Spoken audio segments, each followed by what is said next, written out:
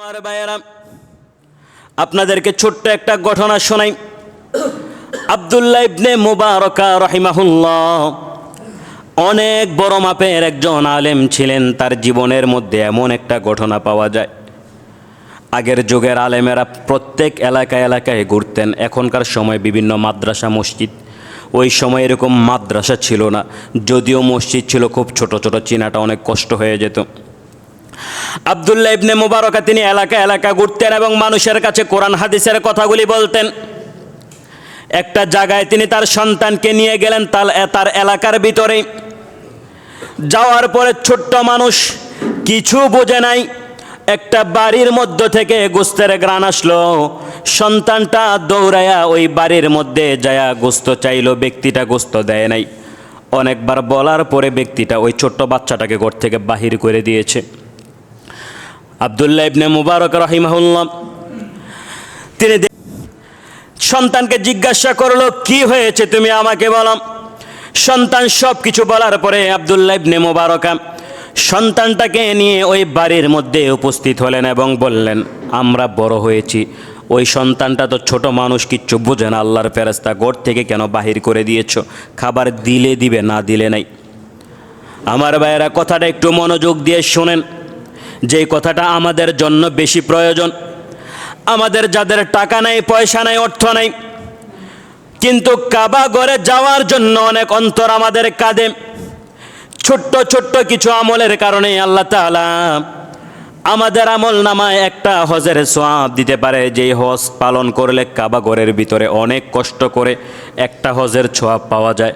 শুধুমাত্র বাসায় বসে বসে যদি ছোট কিছু কাজ করা যায়, যেই কাজের বিনিময়ে আল্লাহ তাআলা আমার এবং আপনার আমল নামায় সওয়াব দিয়ে দিতে পারে। আব্দুল্লাহ ইবনে মুবারক ব্যক্তিটাকে জিজ্ঞাসা করার পরে ব্যক্তিটা বলল, আমার ভাই, আমি আপনাকে চিনি, আপনার সন্তানটাকেও চিনি। আমার বাসায় যে গোস্ত রান্না করা হয়েছে এটা আসলে ভালো গোস্ত না, এটা হারাম গোস্ত। অনেক দিন ধরে আমার ঘরে খাবার নাই, খাবার না থাকার কারণে হারাম গোস্তের ব্যবস্থা আমি ঘরের মধ্যে করেছি। আমার ঘরের কেউই জানে না, কিন্তু আপনার সন্তানটাকে আমি চিনি, আপনার আমলের ব্যাপারেও আমি জানি। আপনি এত বড় মাপের একজন আলেম, যার কারণে আপনার সন্তানের মুখে আমি হারাম খাবারটা দেই নাই। আব্দুল্লাহ ইবনে মুবারক এই কথা শোনার পরে তিনি একটু চিন্তা করলেন। তিনি বসে বসে চিন্তা করতে লাগলেন, আহারে, আমি প্রত্যেক বছর হজ করার জন্য কাবা ঘরের মধ্যে যাই, না জানি আমার কত টাকা পয়সা ব্যয় হয়, কোনোদিন তো চিন্তা করলাম না। আমার সমাজের কত মানুষ, আমার এলাকার কত মানুষ খেয়ে না খেয়ে তাদের জীবনটুকু কাটাচ্ছে, আর আমি হজ করার জন্য বারবার যাচ্ছি। কিন্তু এই ব্যক্তিটার মনের মধ্যেও তো কাবা ঘরে যাওয়ার ইচ্ছা পোষণ বারবার করেছে, আমিও তো শুনেছি। ব্যক্তিটা তো কোনো দিন কাবা ঘরে যেতে পারে নাই, বরঞ্চ খাবারের অভাবে হারাম খাবারগুলি খেয়ে যাচ্ছে। আব্দুল্লাহ ইবনে মুবারক তিনি অনেক চিন্তা করলেন। চিন্তা করে তিনি বাসায় চলে গেলেন। হজ করার জন্য যে অর্থটুকু রাখলেন, ওই অর্থটুকু এনে ওই ব্যক্তিটার হাতের মধ্যে দিয়ে বললেন, আমি অনেকবার হজ করেছি, এইবার আর আমি হজ করতে যাব না। এই টাকাটা তোমার কাছে দিলাম, তোমার পরিবারের যত চাহিদা আছে সব কিছু তুমি মিটাও এবং বাকি টাকা দিয়ে তুমি ব্যবসা শুরু করে দাও। আব্দুল্লাহ ইবনে মুবারকের টাকা পেয়ে ওই ব্যক্তিটা তার পরিবারের যত চাহিদা ছিল সমস্ত চাহিদা মিটালেন এবং কিছু টাকা দিয়ে তিনি ব্যবসা শুরু করলেন। আমার ভাইয়েরা, কিছুদিন পরের কথা, যখন হজের মৌসুম চলে আসলো, হজের মৌসুমের কিছুদিন পরে তার এক বন্ধু আব্দুল্লাহ ইবনে মুবারককে ডাক দিয়ে বললেন, কাবা ঘরের ভিতরে তোমাকে কতবার দেখেছি, তোমাকে যতবার ডাক দিলাম প্রত্যেকবার তুমি আমার আওয়াজ শুনেছো, একটা বারও আমার দিকে ফিরাইয়া তাকাও নাই। কাবা ঘরের ভিতরে আমি তোমাকে দেখেছি, তুমি ঘুরতেছো, আমার সামনেই ছিল, তোমাকে ডাক দিয়েছি, তাকাও নাই। আরাফার ময়দানে আমি তোমাকে দেখেছি, তোমাকে অনেকবার ডাক দিয়েছি, তাও তো তুমি আমার দিকে তাকাও নাই। মুজদালিফার মধ্যে আমার সামনে তুমি ছিলে, আমি তোমাকে ডাক দিয়েছি, তুমি তাকাও নাই, কিন্তু আমার প্রত্যেকটা আওয়াজ শুনেছ। আব্দুল্লাহ ইবনে মুবারকা তিনি বললেন, এইবার তো আমি হজ করতে গেলাম না, তুমি কোথায় আমাকে কাবা ঘরে দেখলা, আরাফার ময়দানে দেখলা, মুজদালিফায় দেখলা? ওই তার বন্ধু ডাক দিয়ে বলছে, আমি তোমাকে দেখেছি, এতে কোনো সন্দেহ নাই। আব্দুল্লাহ ইবনে মুবারক তার বন্ধুর সাথে এই কথা বলার পরে তিনি বাসায় চলে আসলেন। রাত্রিবেলা যখন ঘুমালেন, স্বপ্নের মধ্যে আব্দুল্লাহ ইবনে মুবারকাকে ডাক দিয়ে বলা হলো, আব্দুল্লাহ, তুমি হজ করতে যাও নাই, হজের জন্য যেই তুমি টাকা জমিয়েছিলে, অপর একটা মানুষের প্রতি তোমার ভালোবাসা থাকার কারণে হজের টাকাগুলি তুমি ওই ব্যক্তিটাকে দিয়েছো। আল্লাহ তাআলা এত বেশি পছন্দ করে নিয়েছে, তোমার বিনিময়ে আল্লাহ তাআলা আরশে আজিম থেকে একজন ফেরেশতা পাঠিয়ে দিয়েছে। তুমি হজ পালন করতে গেলে যেই কাজগুলি করতে, ওই ফেরেশতা ততগুলি কাজ করেছে। ওই ফেরেশতা কাবাঘরের ভিতরে ঢুকেছে, কাবাঘরকে তওয়াফ করেছে, মুজদালিফায় গিয়েছে, আরাফার ময়দানে গিয়েছে। কাবাঘরের ভিতরে ঢুকলে তুমি যেই দোয়াটুকু করতে, ওই দোয়াটুকুই করেছে। আরাফার ময়দানে গেলে আল্লাহর কাছে হাত তুলে তুমি যেই দোয়াটুকু করতে, ওই দোয়াটুকু ফেরেশতাটা করেছে। যেই কাজগুলি করতে, সমস্ত কাজগুলি আল্লাহ তাআলা ওই ফেরেশতার মাধ্যমে করাইয়া দিয়েছে। আব্দুল্লাহ ইবনে মুবারকা বললেন, আল্লাহ তাআলা আমাকে এত মর্যাদা দান করেছে নাকি? স্বপ্নের ব্যক্তিটা ডাক দিয়ে বললেন, আরও বেশি তোমার মর্যাদা আছে, একটু শোনো। ওই বছর তুমি হজে যাও নাই, আরাফার ময়দানের মধ্যে যতগুলি মানুষ ছিল, ওই যে ফেরেশতা এসে তোমার বিনিময়ে আল্লাহর কাছে হাত তুলে দোয়া করেছিল, ওই ফেরেশতার দোয়ার কারণে আরাফার ময়দানের মধ্যে যতগুলি মানুষ, প্রত্যেকটা মানুষের হজ দোয়া আল্লাহ তাআলা কবুল করে নিয়েছে। আব্দুল্লাহ ইবনে মুবারকা বললেন, একবার হজ না করতে যাওয়ায় আমি শুধুমাত্র একবার হজ করতে যেতে পারি নাই, সম্পদটা একটা বান্দাকে দিয়েছিলাম। বিনিময়ে আল্লাহ তাআলা যদি আমার আমল নামায় এত বেশি সওয়াব দান করে, যারা সশরীরে কাবাঘর জিয়ারত করে, না জানি আল্লাহ তাআলা তাদের আমল নামায় কত বেশি সওয়াব দান করে দেয়। আমার ভাইয়েরা, কাবাঘরের প্রতি ভালোবাসা নিয়ে আপনি মানুষকে টাকা পয়সা দান করেন। আপনি হয়তো চিন্তা করবেন, মনে মনে চিন্তা করবেন, কাবাঘরে তো যেতে পারলাম না, যেই সম্পদ আছে ওই সম্পদ দিয়ে যাওয়া যাবে না। একটা মানুষকে আমি কিছু টাকা দেই, কিছু পয়সা দেই, কিছু অর্থ দেই, সম্পদ দেই, কাবাঘরের প্রতি ভালোবাসা নিয়ে আপনি মানুষকে যখন টাকা পয়সা দান করবেন, ওই দানের বিনিময়ে আল্লাহ তাআলা আপনার আমল নামায় এত বেশি সওয়াব দান করবে। দেখা যাবে আপনি জীবনে একটা বার হজ করে নাই, হাসরের ময়দানে আপনার আমল নামার মধ্যে তাকায়া দেখবেন আল্লাহ তাআলা আপনার আমল নামায় অসংখ্য সওয়াব লিখে দিয়েছে। আমার ভাইয়েরা, হজ পালন করবেন, যাদের টাকা আছে হজ পালন করার চেষ্টা করবেন। বর্তমান সময়ে আমাদের দুনিয়াবি হিসাবটা অনেক বেশি, কারণ দেখা যায় বর্তমান সময় হজ পালন করতে গেলে প্রায় 6.5 থেকে 7 লক্ষ টাকার মতো লাগে। তখন চিন্তা করে 7 লক্ষ টাকা 2 শতক জায়গা নাই মনে হয়, তখন চিন্তা করে এত টাকা খরচ করে যাবো, বেটা পাগলে কামড়াইছে, তখন হজ করতে যায় না। 2 শতক আর 2 বার করলে 4 শতক জায়গা আস। যাদের অন্তরের মধ্যে কাবার প্রতি ভালোবাসা থাকে না, তখন তারা জায়গা কিনে, আর যাদের কলবের মধ্যে কাবাঘরের ভালোবাসা থাকে, তারা জায়গা বিক্রি করে আল্লাহর ঘর জিয়ারত করতে যায়। তখন আল্লাহ তাআলা বলে, এই মানুষগুলি যখন কাবাঘরের চতুর্দিকে এসে আমাকে ডাকে, তখন আমি তাদেরকে বলতে থাকি, আমার মেহমান, আমার ঘরের মেহমান, যা চাইবে তাই ফেরেশতারা দেওয়া শুরু করে দিবে। আর যারা হজ পালন করবে না, ওই 7 লক্ষ টাকা দিয়ে 2 শতকের হিসাব করবে, বিশ্বনবী মুহাম্মদুর রাসূলুল্লাহ বলছেন, এই ব্যক্তিটি মৃত্যুর সময় নাফরমানি হয়ে মরক, ইহুদি হয়ে মরক, নাস্তিক হয়ে মরক, আল্লাহর এবং আল্লাহর নবীর কোনো আসে যায় না। হাসরের ময়দানে নবীরও সুপারিশ পাবে না, আল্লাহর রহমতও তারা পাবে না। আমরা যারা আছি হজ পালন করার চেষ্টা করবো, ইনশাআল্লাহ পারবো তো? ইনশাআল্লাহ পারবো তো? এখন যাদের আছে তারা এই বছর হয়তো করতে পারবেন না, যেহেতু আজকে হাদিসগুলি শুনেছেন, সামনে বছর হজ পালন করার জন্য চেষ্টা করেন। আল্লাহ তাআলা যেন আপনার মনের এই আশার কারণে হজটা কবুল করে নেয়। আর ভবিষ্যতে যাদেরকে আল্লাহ তাআলা সম্পদ দিবে, এই কথাগুলি মনে রেখে দিবেন।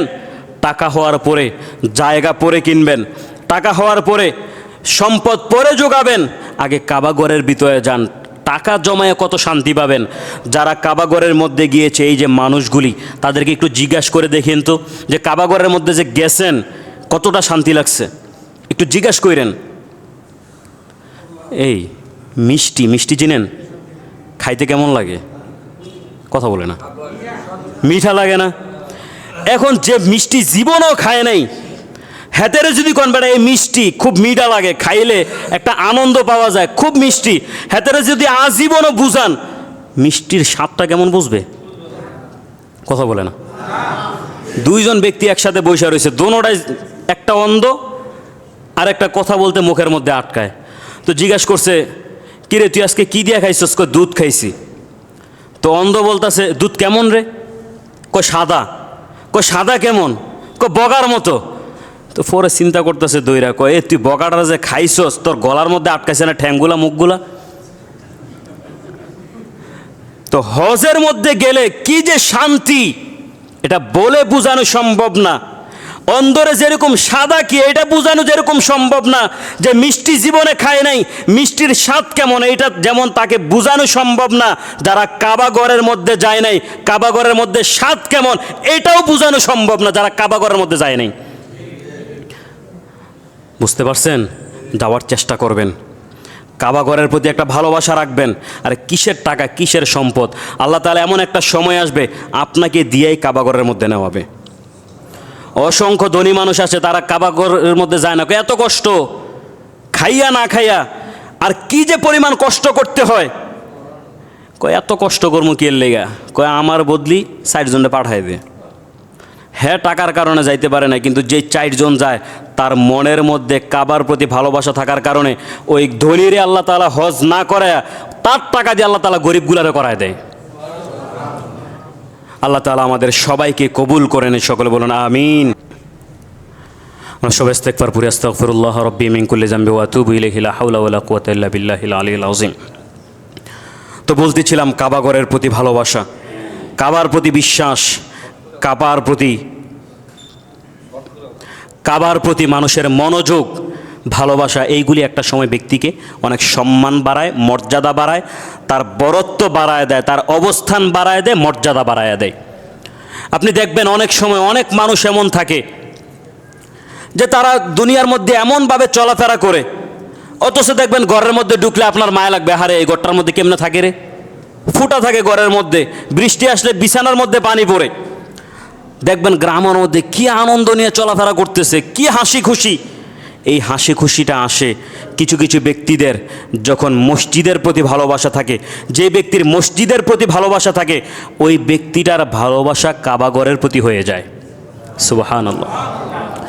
বিশ্বনবী মুহাম্মদুর রাসূলুল্লাহ বলছেন, হাসরের ময়দানে 7 শ্রেণীর মানুষ তারা আল্লাহর আরশে আজিমের নিচে থাকবে, যাদের বিচার হবে না, হাসরের ময়দানের ভয়াবহতা যাদেরকে আঘাত করবে না, অন্তরের মধ্যে সে ভয়ও ঢুকাবে না, ওই সমস্ত মানুষগুলির মধ্যে এক শ্রেণী মানুষ হচ্ছে যারা আল্লাহর ঘরের প্রতি ভালোবাসা থাকে। সুবহানাল্লাহ। তারা যখন ঘর থেকে বাহির হয় তখন কাবাগরের প্রতি, মসজিদের প্রতি তাদের অন্তরটা রেখে যায়। তাদের অবস্থান থাকে কোন সময় আজান দিবে, যত কাজই থাকুক, যখন শুনে আজান দিয়েছে তখন সমস্ত কাজ রেখে, সমস্ত দুনিয়াবি কাজ রেখে ব্যক্তিরা মসজিদের মধ্যে আসে। ব্যক্তিরা যখন মসজিদের মধ্যে আসে, যখন সেজদা দেয়, তার অন্তরের মধ্যে কাবা ঘরের প্রতি একটা ভালোবাসা তৈরি হয়ে যায়। আমরা সেজদা কোন দিকে দেই? জোরে বলেন। যখন সেজদার মধ্যে যায় অটোমেটিক মনের মধ্যে পড়ে যায় সেজদাটা আমি কোথায় দিতেছি, কার দিকে ফিরা? কাবাগরের দিকে ফিরে সেজদা দিতেছি কাকে? জোরে বলেন কাকে? সেজদা কি আমরা কাবাকে দেই? কাকে দেই? কার দিকে ফিরে দেই? আল্লাহর দিকে না তো, কাবাগরের দিকে ফিরা। কাবার দিকে ফিরা সেজদা কাকে দেই? আমাদের মধ্যে একটা ভুল ধারণা আছে, সবাই বলে আল্লাহ তাআলা ওয়াইয কুলনা লিল মালাইকাতি ইসজুদু লি আদামা ফাসাজাদু ইল্লা ইবলিস। আল্লাহ তাআলা হযরতে আদমকে বলছেন, ফেরেশতাদেরকে বলছেন হযরতে আদমকে সেজদা দেওয়ার জন্য। আসলে আদমকে সেজদা দেওয়ার জন্য? কাকে? আল্লাহকে সেজদা দেওয়ার জন্য। কার দিকে ফিরা? আদম আলাইহিস সালাতু ওয়াস সালামের দিকে ফিরা। আজকে কিছু কিছু মানুষ আছে যারা মাজার পূজারী, তারা দলিল দেয় আল্লাহ তাআলাই তো বলছে আদমকে সেজদা দেওয়ার জন্য। তো আদমকে যদি সেজদা দেওয়া যায় তাহলে মানুষকে কেন সেজদা দেওয়া যাবে না? তারা কিন্তু কোরআনের আয়াত দিয়ে দলিল দেয়। তো যেহেতু আসছে আপনাদেরকে বুঝাই দেই, আল্লাহ তাআলা যখন ফেরেশতাদেরকে বললেন আদমকে সেজদা দাও, আসলে মূলত ফেরেশতারা আদমের উদ্দেশ্যে সেজদা দেয় নাই। বুঝেন নাই? আপনি ব্যবসা করতেছেন কেন? জানে না। পরিবার চালানোর জন্য। উদ্দেশ্য কি? পরিবার চালানোর জন্যই তো নাকি? ঠিক আল্লাহ তাআলা যখন ফেরেশতাদেরকে বললেন যে আদমকে সেজদা দাও, উদ্দেশ্য হচ্ছে আল্লাহকে সেজদা দিবে, কিন্তু সামনে কাকে রাখবে? আদমকে রাখবে। কাকে রাখবে? আদমকে রাখবে। সেজদা আদমকে দেওয়া হয়। ঠিক আমরা অনুরূপভাবে সেজদা কাবাকে দেই না, কাবার দিকে ফিরে সেজদা কাকে দেই? আল্লাহকে দেই। এবার হজ যখন শেষ হয়ে গেল, হজের কাজ যখন শেষ হয়ে গেল, মোমেন মুসলমান যারা, তখন তাদের আরেকটা কাজ শুরু হয়ে যায়, আরেকটা ভালোবাসা অন্তরের মধ্যে শুরু হয়ে যায়। আমার মনে হয় যারা হজ করতে গেছে তারা বুঝে ফেলছে। বলেন তো কোথায়? মদিনায়। কোথায়? মদিনায়। কাবাগরের কাজ যখন শেষ, ইসলামের প্রতি যাদের পূর্ণ ভালোবাসা, যারা নবীর প্রতি ভালোবাসা, তখন তারা চিন্তা করে যে নবীর কারণে এত কিছু পেলাম, যে নবীর কারণে ইসলাম বুঝতে পারলাম, আল্লাহকে জানতে পারলাম, আল্লাহকে সেজদা কিভাবে দিতে হয়। মুসলমানের যখন কাবাগরের কাজ শেষ, হজের কাজ যখন শেষ, তখন ব্যক্তি মদিনার দিকে ছোটা শুরু করে দেয়। আল্লাহ তাআলা বলছেন, বিশ্বনবী বলছেন, কাবাগরের মধ্যে যদি নামাজ পড়ে 1 রাকাতের বিনিময়ে কতটা সওয়াব দেওয়া হয়? 1 লক্ষ। কত লক্ষ? মদিনার মধ্যে তার অর্ধেক কত? 50,000। যখন মক্কা থেকে মদিনার মধ্যে যায়, হজের কাজ যখন শেষ, তখন ব্যক্তির অন্তরের মধ্যে একটা আনন্দ আছে না নাই? কথা বলেন, আছে না নাই? নতুন বিয়া করলে মনে হয় খুব কষ্ট লাগে না? কি আনন্দ কম না বেশি? বাকিটি কথা কয় না। বাসায় দৌড়ে মনে হয় প্রত্যেক দিন ধরে কয় কি এর লাগে যে বিয়া করলাম রে। নতুন বিয়ে করলে শান্তি কম না বেশি? দেখছেন, আওয়াজ তাও কম। কি ঝামেলা কি সংসারে বেশি চলতেছে নাকি? ওই মাথা লাইরা হওয়া হইতেছে।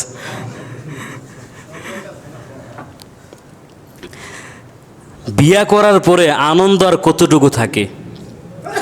যারা হজ করতে গেছে তাদের কাছ থেকে নিজের কানে শুনছি আমি, হজ যারা পালন করে নতুন বিয়ে করলে অন্তরের মধ্যে যতটা শান্তি থাকে, যতটা ভালোবাসা থাকে, যতটা অন্তরের মধ্যে প্রফুল্লতা থাকে, তার থেকেও বেশি আনন্দ থাকে অন্তরের মধ্যে। যারা হজ করতে গেছেন, আমি কি মিথ্যে কথা বলতেছি? সত্য কথা তো।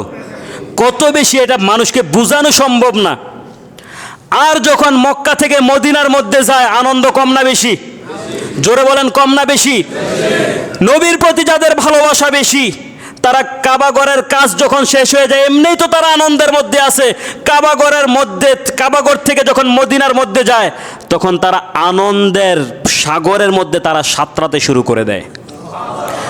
মদিনার রওজা শরীফের সামনের দিকে যখন তাকায়, তখন অন্তরের মধ্যে আবার আরেকটা ভালোবাসা তৈরি হয়ে যায়। তখন ব্যক্তিটা দুনিয়ার মধ্যে থাকা অবস্থায় জান্নাতের স্বাদ লাভ করতে থাকে। এত আস্তে বললেন? যারা হজ করতে গেছেন, আমি মিথ্যে কথা বলতেছি? আমার কথাগুলো ঠিক আছে তো? এই হচ্ছে একটা হজের পরিপূর্ণতা। এই হচ্ছে হজের পরিপূর্ণতা। বাংলাদেশ থেকে যারা হজ করতে মক্কায় যায়, আমার বিশ্বাস তাদের মধ্যে কেহই মদিনায় না যায় ফিরে আসে না। হজের কোনো উদ্দেশ্যের মধ্যে, হজের কোনো নিয়মের মধ্যে মদিনা শরীফের কোনো কাজ নাই। সত্য কথা এটা আমি বলতেছি, হজের মধ্যে মদিনা শরীফের কোনো কাজ নাই। কিন্তু যারা মদিনা শরীফে যাইতে নিষেধ করে, নবীর দুশমন তারা। মিথ্যে কথা বললাম আমি? আপনি যখন রওজা শরীফের সামনে দাঁড়াবেন, তখন কিছু কিছু ছাত্র আছে দেখবেন মদিনা ভার্সিটির, আইসা বলবে এগুলো হারাম, এই কাজগুলো করবা না, নবীর সামনে কেন হাত তুলবা, কাবাগরের মধ্যে যাও, তোমার কাজ তো মক্কার মধ্যে শেষ, মদিনায় কি লেগে আইছো? নাউজুবিল্লাহ কয় না? এত আস্তে বলতেছেন নাউজুবিল্লাহ। নবীর প্রতি আপনাদের ভালোবাসা কতটুকু, এটা এই আওয়াজেই বোঝা যায়। আরে ভালোবাসা বেশি এই কারণে জোরে কইছে, আপনারা হাসেন কা? যারা বলবে তোমার হজের কাজ মক্কায় শেষ, মদিনায় কি এর লেগে আসছো, মনে করবেন এগুলা নবীর দুশমন, ইসলামের দুশমন। তাদের কথা কোনোদিন আমরা শুনবো? মদিনা শরীফের সামনে দাঁড়ায়া রওজা শরীফের সামনে দাঁড়ায় নবীকে সালাম দেব, মনের যত চাহিদা আছে নবীর কাছে বলবো, আল্লাহ তাআলা কবুল করবেন। ইনশাআল্লাহ করবেন তো? আমরা কার কাছে যাব? মনের ব্যথা কাকে শোনাবো? সাহাবীরা কি মনের ব্যথা বিশ্বনবীকে শোনায় নাই? জোরে বলেন। ওয়ালাউ আন্নাহুম ইযযালামু আনফুসাহুম জাউকা ফাস্তাগফিরুল্লাহ ওয়াস্তাগফার লাহুমুর রাসূল লাওয়াজাদুল্লাহা তাওয়াবার রহিমা। বিশ্বনবী সাল্লাল্লাহু আলাইহি ওয়াসাল্লাম, আল্লাহ তাআলা বিশ্বনবীকে বলছেন, যদি কোনো আপনার উম্মত, আমার কোনো বান্দা যদি আপনার কাছে আসে আর আপনি যদি ওই বান্দার জন্য আর ওই উম্মতের জন্য যদি তওবা করেন, ব্যক্তির ক্ষমা প্রার্থনার জন্য যদি দোয়া করেন, আমি আল্লাহ তাআলা কবুল করে নেব। নবী করিম সাল্লাল্লাহু আলাইহি ওয়াসাল্লাম রওজা শরীফের মধ্যে মনে হয় তিনি নাই? আছে? সন্দেহ আছে? সালাম দিলে তিনি যে আমার সালামের জবাব শুনেন, এতে কোনো সন্দেহ আছে? বিশ্বনবী বলছেন, হাতের তালুর মধ্যে বান্দা যেরকম স্পর্শ দেখতে পায়, আল্লাহ তাআলা আমার উম্মতকে দেখার জন্য ওই সুযোগটুকু করেছেন। হাতের মধ্যে বান্দা তার হাতের তালুটা যতটা স্পষ্ট দেখে, আমি আমার প্রত্যেকটা উম্মতকে ততটা স্পষ্টভাবে দেখি। এই সুযোগ, এই ফজিলত বিশ্বনবীকে কে দান করেছেন? আল্লাহ তাআলা যদি দান করেন, আমার কোনো সমস্যা আছে? জোরে বলেন, সমস্যা আছে? যদি কারো সমস্যা থাকে, হাতে আল্লাহরও মানে না। মিথ্যে বলতেছি আমি? এরপরে যদি হাতে পাগড়ি পইরা আবা কাবা 10টাও যদি লাগায়, জুব্বা যদি জমিনের মধ্যে হেসরায়, মেসওয়াক যদি 2 হাতের মধ্যে 2টা লইয়া যদি দৌড়ায়, আর এমন কথা যদি বলে, আমরা তাদের কথা মানবো? জোরে বলেন, মানবো? আমাদের ঈমান পরিপূর্ণতা কোথায় হয়? মক্কা এবং মদিনায়। কোথায়? মক্কা এবং কোথায়? মক্কার মধ্যে আল্লাহকে পাওয়া যায়, মদিনার মধ্যে গেলেন আল্লাহকে চিনার যে রাস্তা যিনি শিখাইয়া দিয়েছেন, তিনি মদিনার মধ্যে শুয়ে আছেন। নবীজিকে আমরা কোনো উদ্দেশ্য করে কোনো বড় বানাইছি, আল্লাহর পর্যায়ে নিয়ে গেছি? কথা বলে না। নবীজিকে সম্মান দিতে দিতে আল্লাহ পর্যায়ে নিয়ে গেছি? কোথায় নিছি? আল্লাহকে পাওয়ার জন্য নবী করিম সাল্লাল্লাহু আলাইহি ওয়াসাল্লাম আমাদেরকে শিক্ষা দিয়েছেন, আমাদেরকে রাস্তা দেখিয়েছেন। সেই কারণে নবীর প্রতি আমাদের ভালোবাসা বেশি। কিছু কিছু মানুষ আছে এমন কথা বলে নবীর সম্মান বাড়াতে বাড়াতে বাড়াতে একটা সময় আল্লাহর কথা পর্যন্ত তারা ভুলে যায়। এগুলি বেশিরভাগ হচ্ছে মাজার পূজারী যারা আছে তারা। যারা মাজার জিয়ারত করে, কবর জিয়ারত করে, তাদের বিরুদ্ধে আমি কোনোদিন কথা বলি না। আমি নিজেও তো কবর জিয়ারত করি, কিন্তু ওই কবরওয়ালার কাছে যাই কিছু চাই না, এমন কথাও আমি বলি না যে আল্লাহর থেকে নবী বড় হয়ে গেছে, নাউজুবিল্লাহ। আমি এটা বলি, নবী করিম সাল্লাল্লাহু আলাইহি সাল্লামের শান, মান, আজমত অনেক বড়। তার কারণ হচ্ছে তাকে চিনার জন্য আল্লাহ তাআলা যাকে বাছাই করেছেন তিনি হলেন বিশ্বনবী মুহাম্মদুর। যার কারণে আল্লাহকে চিনলাম, তার প্রতি আমার ভালোবাসা থাকবে না তো কার জন্য থাকবে? আমার কথায় ভুল হইতেছে? বুঝতেছেন তো? এই কথাগুলি বর্তমান সময়ে আমাদের মধ্যে অনেক ভুল থাকে। মন মতো কথা না হইলে হাতে হুজুর, আর কথা কয় না, হাতে কি আমাদের হুজুর না, হাতে আরেকজনের হুজুর। কারণ হাতের পক্ষে যাই যদি কইতাম হক কবরের মধ্যে আপ্পা দিয়ে সাজদা দেওয়া যাইব না, মাশাআল্লাহ হুজুর আমরা আর কার? আসলে হুজুর আপনারারও না, হেরারও না, হুজুর কার? জোরে বলেন, কার? হুজুর কোরআন হাদিস থেকে যতক্ষণ কথা বলবে ততক্ষণ পর্যন্ত আমরা শুনতে রাজি আছি। পারবো তো ইনশাল্লাহ? এতে যদি আমার বিরুদ্ধে যায়, হুজুর বিদায় করে দেব। কি করব? নিজেকে শুধরানোর চেষ্টা করবো ইনশাআল্লাহ। আর যদি না পারি যে না এই অভ্যাস পরিবর্তন করতে পারতাছি না, এমনভাবে ঢুকছে, অন্তত হাসরের ময়দানে কিছুটা রহমত পাওয়ার জন্য চুপ থাকবেন। কি থাকবেন? চুপ থাকবেন। যা এমন একটা গুনার কাজ করতেছি, এটা তো আসলে আল্লাহর একটা বিধান, তার বিরুদ্ধে কথা বলতেছি, এটা আসলে আমার ভুল হইতেছে, অন্যায় হইতেছে, মনে মনে আল্লাহর কাছে বলতে থাকবেন। আল্লাহ তাআলা যেন মাফ করে দেয়, এই বিপদ থেকে, এই অন্যায় কাজ থেকে যেন উদ্ধার করে দেয়। আল্লাহ তাআলা উদ্ধার করে দিবে। কিন্তু যদি চুরিও করে, আবার যদি সিনা চুরিও করে, এটার গ্রামের মধ্যে কি দেন? উত্তম মাধ্যম, খুব সম্মানের সহিত থাপ্পড়গুলো একবার আস্তে আস্তে, বাবা না শোনা না, এমনি না। ইসলামের যত নিয়ম নীতি আছে আমি আপনাদেরকে শোনাচ্ছি। ইসলামের সব নিয়ম নীতিকে আমি পালন করতে সক্ষম হচ্ছি? কিছু কিছু বিষয় এমনও আছে যেগুলো আমিও ইসলামের হয়তো বিরোধিতা করতেছি, জানতে হোক অজান্তেই হোক, কিন্তু তার বিরোধিতা তো করতেছি না। এটা আল্লাহর কাছে বলি, আল্লাহ ইচ্ছায় অনিচ্ছায় আমার যত ভুল হয় আপনি কি করেন, ক্ষমা করেন। আল্লাহ তাআলা আমাদের সবাইকে বুঝার তৌফিক দান করুক। সকলে বলেন আমিন।